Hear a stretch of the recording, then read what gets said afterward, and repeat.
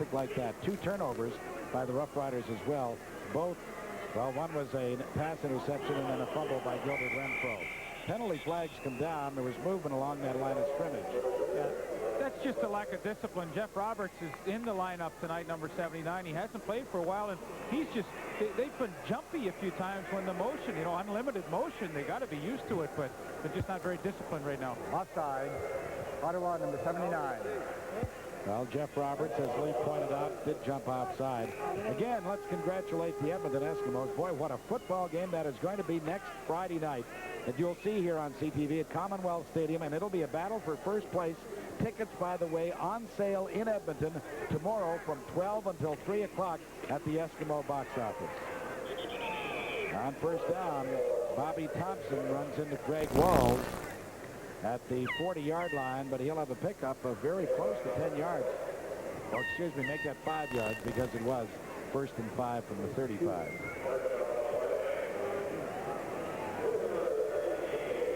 I mean, could you have believed that Edmonton would win a game in BC Place as decisively as they did? 32-3 the final score before a huge crowd. How disappointed those Lion fans must have been. You know, I'll tell you, the teams around the league I think will be pretty happy about that Edmonton victory last night, because the word I get in talking to a lot of the players and other people is they've kind of had enough of BC. They feel they're a pretty cocky group, and I'm sure around the league they were happy to see them get knocked off last night. Boy, I'll tell you, though, what a record Coach Don Matthews has had since moving there from the Edmonton Eskimos.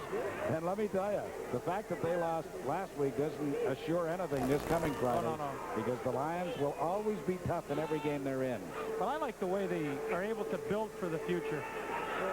Joe Powell at quarterback coughs up the football, but they will rule he was down at the 25-yard line. Craig Walls, the newcomer from Indiana University, records his 2nd sack of his CFL career in this, his 2nd game. Yeah, another refugee from the United States Football League, and that's his 2nd sack since joining the Ottawa Roughriders, and a pretty important one because Ottawa needed something good to happen to them right now. They seem to be just going through the motions, and that might be the play that gets them a little fired up. I wouldn't be surprised to see a quarterback can change too. Gil Renfro just hasn't been able to get anything going.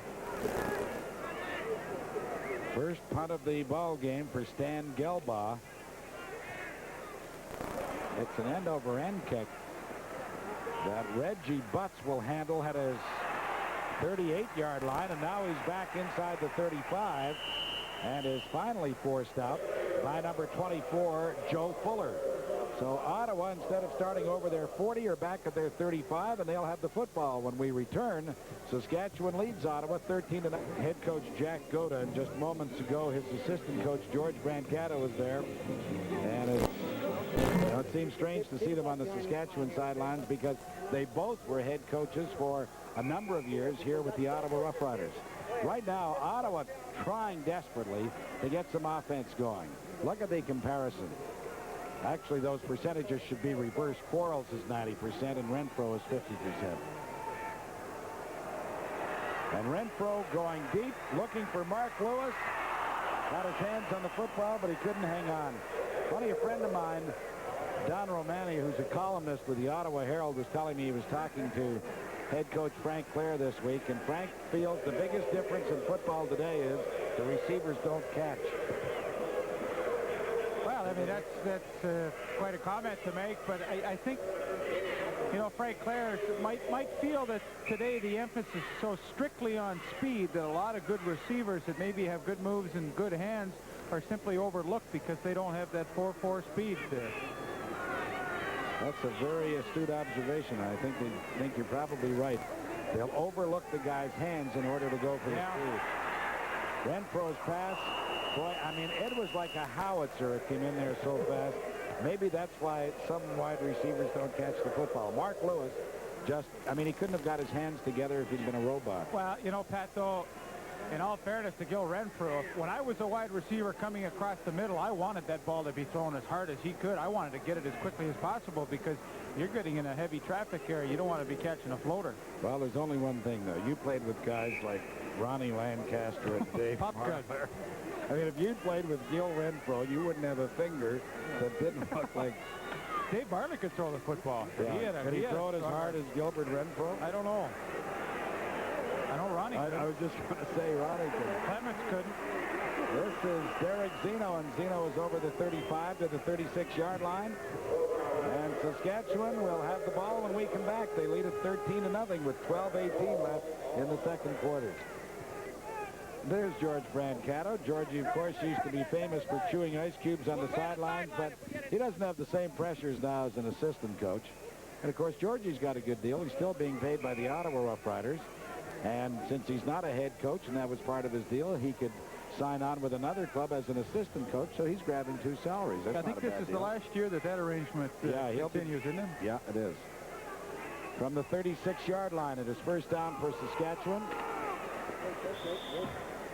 And on the handoff, Danny Ferdinand gets out over the 40 to the 41 before Ron Engelson, number 64, another Simon Fraser grad, was there to bring him down. Pat, we've got a bit of a scoop for you down here in the sidelines. Pat, Nick Hebler has guaranteed that the Saskatchewan Roughriders is going to the playoffs this year. He said they will beat out Calgary. How's that for prediction? Well, let me offer you some advice. Don't argue with Nick Hebler.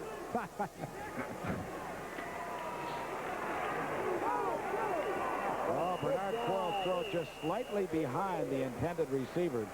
And as a result, Ron Brown wasn't able to bring it down, but Darrell Hall was able to bring him down. You know what, though? Ron Brown did a nice job, though. When he went up in the air, he extended his hands out as far as he could to try and take the ball as quickly as possible. You know, a lot of receivers will let that thing come into their body, and you'll lose that fraction of a second. He wasn't able to make the catch, but technically that's the right thing to do.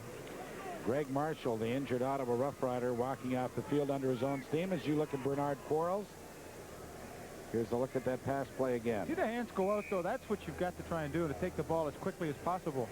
But, you know, Nick Hebler's statement about making the playoffs, of course, with the new playoff format this year, there is some incentive for teams like Saskatchewan who find themselves a little better than the halfway point of the season in last place. They still have a shot. Absolutely. With a victory tonight, they could move to within 1 point of Calgary. This is Reggie Butts. And Butts, who is the Ottawa wide receiver and punt returner, doesn't get much after a 32-yard point. He just returns it 2 yards. Mark Ernest was down quickly, number 54. Rough Riders will be at home to the Calgary Stampeders next Sunday. But before we talk about that, let me remind you that the 34th annual Rough Rider Dinner will take place Friday night at the Regina Center of the Arts. Art Donovan, the former Baltimore Colts defensive lineman, whom they tell me is a very funny after-dinner speaker, will be the speaker at the $250 a plate event. It's next Friday night. If you haven't got your tickets yet, there's still some available. Renfro with a good pass. A penalty marker is down. Florindo Grilli was there to make the reception for Ottawa, but let's see what the penalty marker is about. Holding Ottawa. You know, you talk about the Rough Rider Dinner. When I played, started in 1974 as a player with them, it was the $100 a plate dinner. 12 years later, it's the $250 a plate dinner. I think the first one was $10. Ottawa number 63, first on over. You probably went. No, but you know, I'll tell you why I'm enthused about seeing this 1951 Ottawa team, which has reunited here in Ottawa for their 35th anniversary. That was the first Grey Cup game I ever went to, and it was held at Varsity Stadium. I can tell you exactly where I sat in the stadium. Are you going to? And strangely enough, they defeated the club that was then called the Regina Rough Riders. Little Utah shovel pass goes to Robert Reed, and Reed is out to the 44-yard line. That was a nice-looking play by the Ottawa Rough Riders. They really need a spark at this point to get something going. Robert Reed just slides across. He's slotted to the right side. Little shovel pass. And 63, Bill Kidd, the new import center, gets a good block, spring him loose. And, boy, when you're 1st and 20 and you pick up 15 yards, that's a nice job. So as Lee pointed out, it's now 2nd and 5. Ottawa, the ball at their 44. They trail by 13 points here in the second quarter. Renfro's pass was caught initially and then dropped by Mark Lewis. Boy, Renfro put that one in there nicely. Trent Bryant was there on the coverage, and he gave Lewis a pretty good hit and forced him to cough up the football. You know, it's funny with some receivers. If they get off to a bit of a shaky start, sometimes they can never recover. I saw Mark Lewis earlier this year. He caught about 4 balls in a row on an opening drive. Looked sensational. Tonight, he had a chance to make a circus catch. A few plays to go down the sidelines. Couldn't make it. Across the middle, he dropped one, and now drops another easy one again. Ken Clark will be punting for Ottawa on 3rd and 5. Derek Zeno is the only man back for Saskatchewan. And here come the Riders. Got it away, though. Zeno at his 24-yard line. And Derek doesn't get too far. Out to the 28, not much further. So that's where Bernard Quarles and that Saskatchewan offense will put it into play with 9 minutes and 30 seconds left to play in this second quarter. Billy Jackson, number 45, almost blocked this punt by Ken Clark. Just missed by an inch. Or a centimeter now, I guess. Got to go metric. I don't know what the centimeter, 5 centimeters, what's that?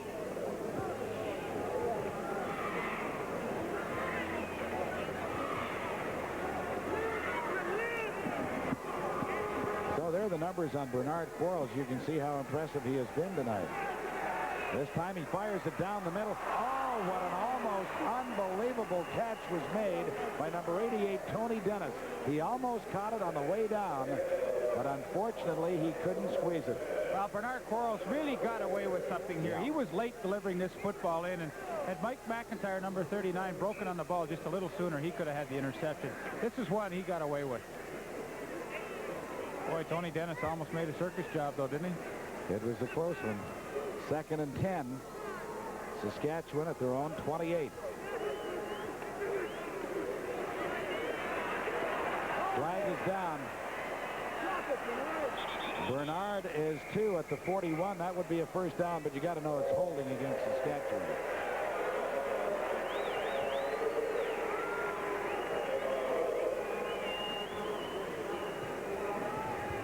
Bud Ulrich will tell us who the culprit was.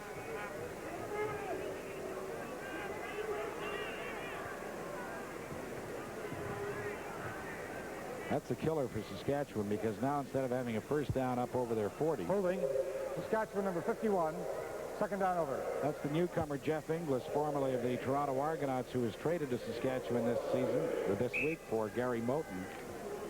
He's called for holding, and the ball is put back at the 18-yard line, where instead of first down over the 40, it's now 2nd down and 22 yards to go.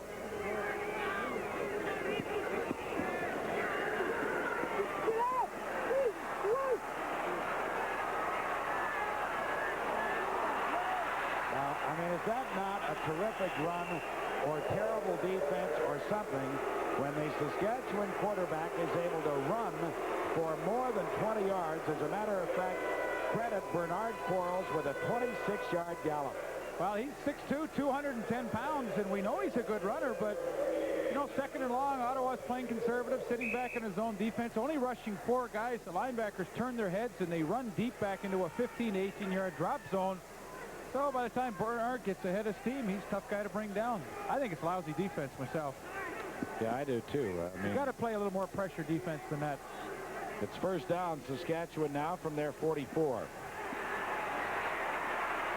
And this time Bernard has dropped probably a yard back in the line of scrimmage. Ron Engelson, who has been active tonight, was in on that tackle along with Greg Marshall.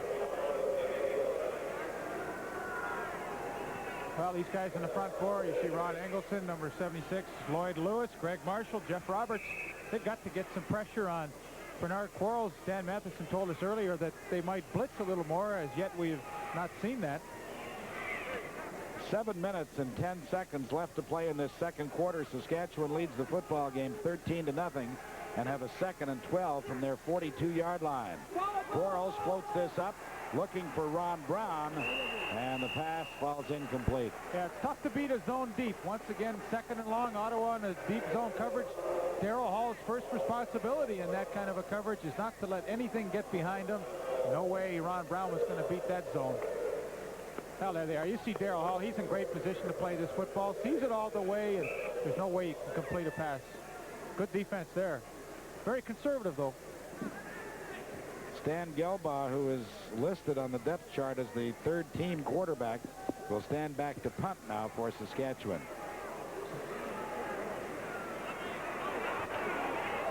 Reggie Butts on the run at the 36-yard line. We're going to have a no-yards penalty assessed against Saskatchewan. Number 24 for Saskatchewan, Joe Fuller, was down to make the tackle, but And as a result of that penalty, as you take a look at Mike Hudson, number 73 on the Ottawa sideline and that Ottawa bench. Number 30 in your picture there was Mark Horvath, who was in for a couple of plays. Ottawa has possession at their 51-yard line. Gilbert Renfro throws. Mark Lewis comes back and makes the catch at the Saskatchewan 39-yard line. Now there was a good effort by the Lincoln Locomotive's son, Mark Lewis. And he gives Ottawa their biggest gain of the night. Well, he runs a deep comeback pattern to the inside, and that's what, see what he does? He gets Trent Bryant turned around thinking that he's going deep on a fly pattern, stops it, turns around, makes a good catch. Well, it'll be unbelievable if Ottawa gets on the scoreboard here and closes to within 6 points, because, I mean, they've done nothing in the entire half. Going deep, Renfro just beyond the hands of Brad Kalin. You have to be impressed with the throwing arm, though, of Gilbert Renfro. Well, Eddie Ray Walker, number 2, came on a safety blitz, got an arm on him, but Renfro stepped up, and, boy, he does have a strong arm just out of the reach of Brad Kalin. See, that's the trouble. You got all receivers that are 5'9". Yeah. No, that's true. You know, at some point in time, it costs you a little bit, and those few inches cost them right there. They're bringing in a big guy, though, Jerome Erdman. He's 5'9½". Oh, well, he'll fit right in. I don't know if they got a uniform big enough. He's going to help that team, Jerome Erdman. You know? Jerome's a good player. Sure he is. Well, poor old Gilbert there got completely caught up in the traffic, and Leafs pal Scott Burkus was there to bring him down. Well, he had a couple of sacks last week in their tie against Hamilton. This is the new craze now, bang the helmets. I kind of like that one. That's better than high fives. Well, Scott would like it, too. Like, he'll have... Oh, no. By the time this season is over, he'll have dents that'll make it look like a 1942 dive. No. We got a team that we're going to announce later on, a mean and nasty team. And, boy, I think he might be able to get around on that one. Scott's a good-sized young fella at 6'6", 285 pounds. Oh, he hasn't missed any meals. And because of his big play, we're going to see Dean Dorsey attempt a 52-yard field goal. Look at that second and field goal accuracy to Lance Chomick. Yeah, he can make of this the Toronto Argonauts. Oh, Dean, listen, I believe Dean could make it from anywhere on the field. It is good. Dean Dorsey is such a terrific clutch performer that he could play on any team that I would ever be associated with. He comes through with a 52-yard field goal. And there was never any doubt about it, just as there was no doubt last week in Montreal when his field goal won the ball game for Ottawa. And he's a first-class guy, too. University of Toronto. Dean Dorsey tried out with the Hamilton Tiger Cats, couldn't unlodge Bernie Rua, found a home in Ottawa, and boy, are they fortunate they were able to get him. Well, that 52-yarder is the longest one of the season for Dean Dorsey. Previously, his long one had been 49 yards, and I'm just looking to see. Joe Poplawski has one for 45 yards, but somebody who had a 53-yarder, as I recall, J.T. Hay of Calgary had a 53-yarder. That's the longest one, I believe, of the season. Now, when Scott Osbaldiston lined up to kick that 51-yarder last weekend in overtime, did you think he was going to make it? I doubt that Mrs. Osbaldiston really thought that he had much of a chance, but he did a terrific job. Oh, what a kick, and he had room to spare. Yeah, no, that was a terrific pressure kick. Well, makes Al Bruno look like a genius, because he had Zenon Andrushishin in fighting for that job all week and decided to go with the youngster, and boy, he sure didn't let him down. Bernard Quarles' pass is over the head of the intended receiver. Number 19 for Saskatchewan is Mike McTagg. Well, he had a good pattern called 3 men to the short side of the field. You try and stretch that zone out. That was really the only place he could throw the ball, and he was just hoping McTagg would make a great catch. Bernard really started quickly for Saskatchewan. He was 9 for 9, but now he's gone 0 for 5. And that might be the telltale sign that Joe Pow will make his entrance soon. Well, you know, Quarles in 1983 threw 17 touchdown passes. That ball was partially blocked. Ottawa has possession in Saskatchewan territory at the 45-yard line.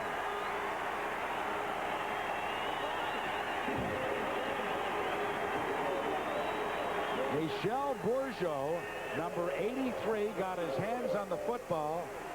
And let's take a look at it. He just comes right up the middle. Whoa, what an effort to get that hand out. I believe number 14, Dennis Clay, will finally come up with a recovery there off the block punt. Well, once again, Ottawa's got another break. Well, they capitalized on their last opportunity, picked up 3 points to narrow the gap to 10. And now Ottawa finds itself at the Saskatchewan 46-yard line with a first down with 3 minutes and 40 seconds left in the half. Renfro's pass was over the head of the intended receiver, Reggie Butts, looking for his first reception of the night. Kind of sailed that ball a little bit as he stepped up into the pocket. No question about the strength of Gil Renfro's arm. Gil looks a lot bigger than the statistical information that we have indicates. He's 6'1", 195 pounds, but I think it's because he's standing beside Mark Lewis and Reggie Butts, who are both 5'9". Dennis Clay, former Toronto Argonaut, comes up with the ball after that block punt.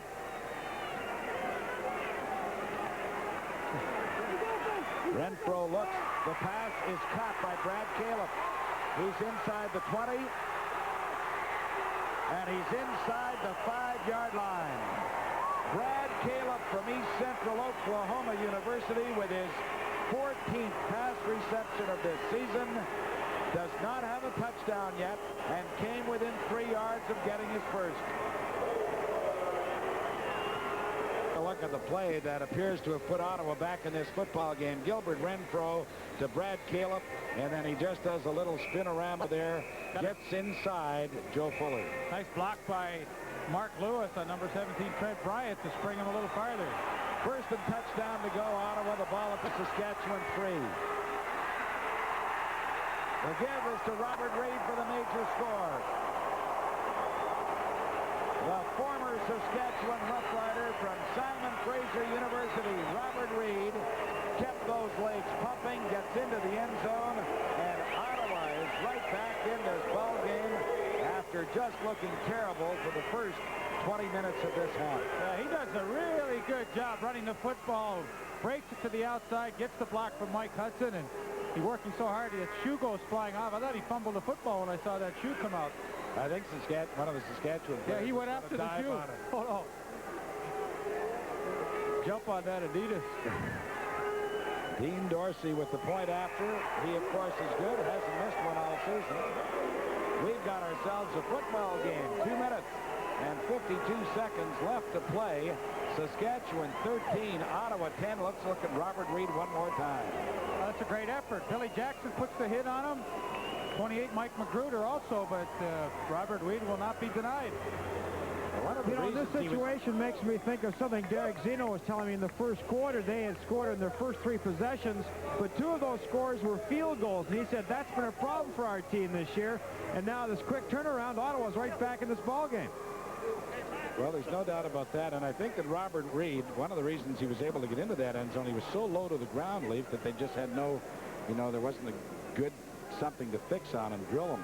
Well, it's a nice luxury for Joe Moss. You always hope if you're going to go with 2 Canadian running backs that you get some production in that area. Edmonton Eskimos certainly were able to do that earlier in the year with Chris Skinner and Milson Jones. Skinner now injured, but it's great to see Robert Reid get the opportunity to play and take advantage of it. Dean Dorsey is set. So is Joe Fuller and Derek Zeno. They're standing inside the Saskatchewan 15. This will be Zeno at his 11-yard line.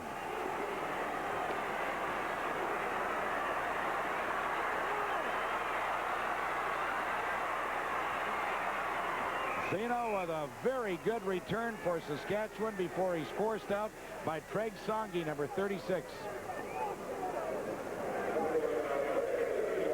Well, of course, we'll have a full halftime show for you. Take a look at what's happened in this 13th week of the CFL schedule. And a real good up-close and personal look at Ray Elgard, the fine receiver of the Saskatchewan Roughriders. Commissioner Doug Mitchell will be by to answer your letters. And Lee Pedersen will show you the highlights of this first half, which is really close now, 13-10 in favor of Saskatchewan as they begin from their 43. Bernard Quarles' pass is caught by Mike McTagg.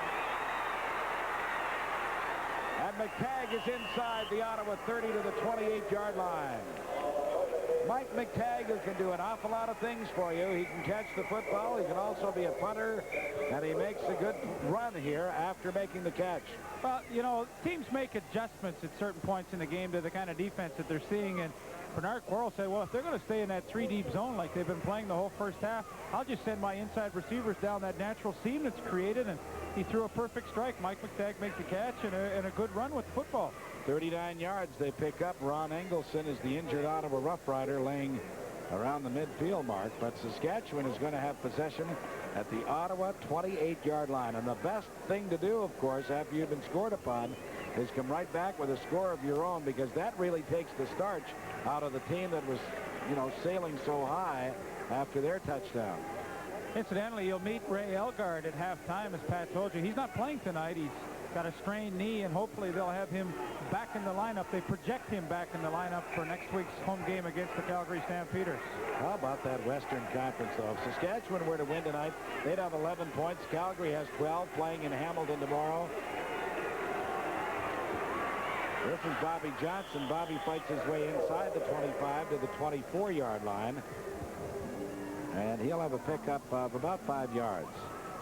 Pat, an interesting comment from Greg Marshall, too. He credits Bobby Johnson for a lot of Saskatchewan's success in that first quarter. He said they were ready, the Ottawa Roughriders were ready for Saskatchewan to come out running tonight. Running is a lot on first down. It didn't happen. That's why they got caught off guard. Well, that's an interesting observation, Dan, because Saskatchewan does want to run, and I think you'll see them run a little more as the season progresses, because they're bringing in a couple of import offensive linemen. Catch was made at the 16-yard line by Derek Zeno. Darrell Hall wrapped them up immediately, but it'll be a first down for the Western Rough Riders. You know what I find surprising about that statement from Greg Marshall, though, is that they were caught off guard because Saskatchewan's not running the football. Well, you know, I mean, how can you be really caught off guard? If they're not running, they're going to throw it to you. Just start pass rushing instead. I don't think that's something that should bother you. I would think a guy like Greg Marshall would want them to throw, because his great asset is rushing the quarterback and plays right into his strength. Well, right now he's got to dig deep because Saskatchewan's on the move again at the Ottawa 15-yard line. This is Bobby Johnson. They wanted to see them run. Well, Johnson runs and dives his way to about the 11-yard line. He'll have a pickup of 4. A pretty nice block from number 30, Denny Ferdinand, in front of him. Denny Ferdinand, originally with the Montreal Concords, played with the Montreal Juniors, and has found his way to Saskatchewan by way, he was with the Winnipeg Blue Bombers for a little bit.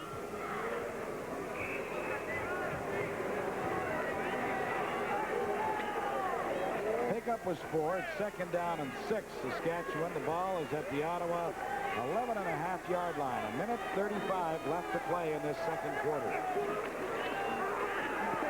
Quarles fires over the middle, complete to Zeno. He has the first down. He's inside the 5-yard line to about the 2. Mike McIntyre prevented him from getting into the end zone. That's an extremely tough pass pattern for a defensive back to cover. They bring Zeno in motion, and he runs as fast as he can straight across the field. Now, number 36, Treg Songi's got to try and cover him. That's a tough job. What a terrific drive this has been by the Saskatchewan Roughriders. They have moved it all the way from receiving the kickoff down to the Ottawa 2-yard line, and there was a look at assistant Ottawa coach Ted Heath. And he is the defensive coordinator.